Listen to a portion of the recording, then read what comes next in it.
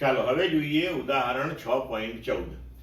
એક મોટરના પૈડાની કોણીય ઝડપ 16 સેકન્ડમાં 1200 આરપીએમ એટલે કે રિવોલ્યુશન પર મિનિટ એટલે કે પરિભ્રમણ પર મિનિટ થી 3120 આરપીએમ સુધી વધે છે.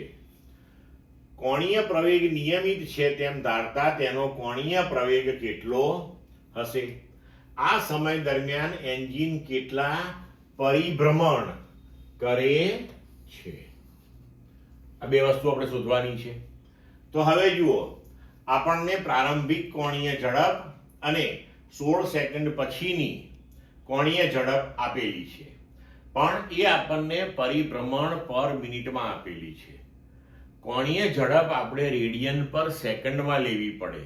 તો પહેલા તો આપણે હવે એને રેડિયન પર સેકન્ડમાં ફેરવીએ. તો પ્રારંભિક કોણીય ઝડપ ω0 બરાબર 1200 આરપીએમ. આરપીએમ એટલે રિવોલ્યુશન પર મિનિટ એટલે કે પરિભ્રમણ પર મિનિટ. એક પરિભ્રમણ પૂર્ણ કરે ત્યારે 2π રેડિયન જેટલો ખૂણો આથરી અને મિનિટને તમારે સેકન્ડમાં ફેરવવું હોય તો 60 થી ભાગવું પડે. એટલે કે જો 1200 ને આપણે 2π/60 વડે ગુણી નાખીએ તો આપણને કોણીય ઝડપ જે છે એ રેડિયન પર સેકન્ડમાં મળી જાય. તો 2π/60 × 1200 એટલે પ્રારંભિક કોણીય ઝડપ થશે 40π રેડિયન પર સેકન્ડ. હવે તેવી જ રીતે આપણે અંતિમ કોણીય ઝડપ ω બરાબર 3120 આરપીએમ ને રેડિયન પર સેકન્ડમાં ફેરવીએ. ફરીથી એને 2π/60 વડે ગુણી નાખીએ તો આપણો જવાબ થશે 104π રેડિયન પર સેકન્ડ.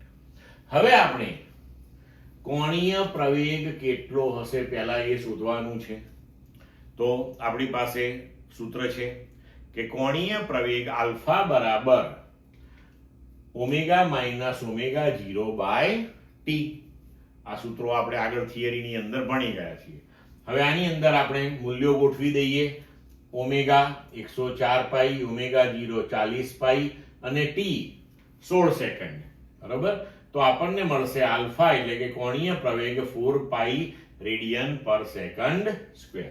એટલે કે એન્જિનનો કોણીય પ્રવેગ બરાબર 4π રેડિયન પર સેકન્ડ સ્ક્વેર મળ્યો. હવે આપણે કેટલા પરિભ્રમણ કરશે એ શોધવું છે. એટલે એનું કોણીય સ્થાનાંતર આપણે શોધવું પડે. બરાબર? હવે આપણી પાસે કોણીય સ્થાનાંતર માટેનું પણ સમીકરણ છે. તો t સમયમાં કોણીય સ્થાનાંતર થીટા બરાબર ω0t + ½ આલ્ફા t². હવે આ સમીકરણની અંદર આપણે ω0t આલ્ફા t બધાના મૂલ્યો ગોઠવી દઈએ. ω0 40π, t 16 સેકન્ડ, ½ આલ્ફા 4π, t 16 વર્ગ. એટલે હવે આપણને જવાબ મળ્યો 1152π આ રેડિયન આટલા.